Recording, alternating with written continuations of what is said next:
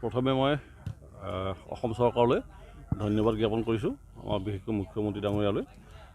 কাৰণ আমাৰ গাঁৱে ভূঞে লুকাই থকা যিবিলাক প্ৰতিভা আছিলে, প্ৰতিভাসমূহ বিকাশ কৰাৰ কাৰণে তেখেতসকলে যিটো এটা প্ৰচেষ্টা ল'লে, বহুত প্ৰতিভা আমি দেখিবলৈ পালোঁ। আমি ভবা নাছিলোঁ যে আমাৰ ষ্টেট লেভেল বা বহুত ওপৰ পৰ্যায়লৈকে খেলিব পৰা ল'ৰা যে যুৱ প্ৰতিভাবিলাক যে লুকাই আছিলে, এইবিলাক আমি আজি উলিয়াই আনিবলৈ সক্ষম হ'লোঁ আজি খেল মহাৰণৰ জৰিয়তে। মই প্ৰথমে সেইকাৰণে চৰকাৰলৈ ধন্যবাদ জ্ঞাপন কৰিছোঁ মোৰ ফালৰ পৰা। নিশ্চয়কৈ এটা পৰিৱেশ এটা নিশ্চিতভাৱে গঢ় দিয়াটো প্ৰয়োজনীয়তা আছে। যথেষ্ট খেলপথাৰৰ উন্নয়নৰ পৰা আৰম্ভ কৰি যিটো আন্তঃগাঁথনিৰ প্ৰয়োজনীয়তা আছে, এইখিনি নিশ্চিতভাৱে চৰকাৰে মনোনিৱেশ কৰাৰ প্ৰয়োজনীয়তা আছে। গাঁৱৰ ভূঞে বহুত প্ৰতিভা আছে, আমাৰ চেষ্টা যদি চৰকাৰভাৱে লোৱা যায়, উদ্যোগটো লোৱা যায়, নিশ্চিতভাৱে বহুত আগবাঢ়ি যাব। আৰু চাওক, বিশেষকৈ খেলৰ লগত জড়িত যিসকল আমাৰ ছাত্ৰ ছাত্ৰী বা আমি খেলুৱৈ দেখিছোঁ, খেলুৱৈ হ'লেও মনোবৃত্তি থকা ছাত্ৰ ছাত্ৰীসকলে কিছুমান বেয়া বস্তুৰ পৰা, ড্ৰাগছৰ নিচিনা এনেকুৱা বস্তুৰ পৰা এৰাই চলে।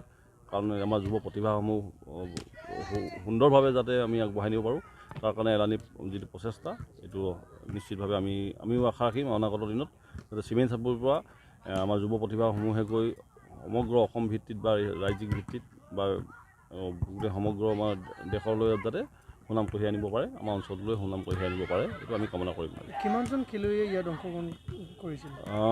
খেলুৱৈ প্ৰত্যেকটো বিভাগতে সন্তোষজনক খেলুৱৈ অংশগ্ৰহণ কৰিছে। বিশেষকৈ ছোৱালী দৌৰ প্ৰতিযোগিতা যিকেইটা আছিলে বা 19 বছৰ অনুৰ্ধ যিখিনি খেল হৈছিলে, আটাইখিনি দৌৰ খেলতে যথেষ্ট ভাল প্ৰদৰ্শন কৰিছে, যথেষ্ট খেলুৱৈ আছে।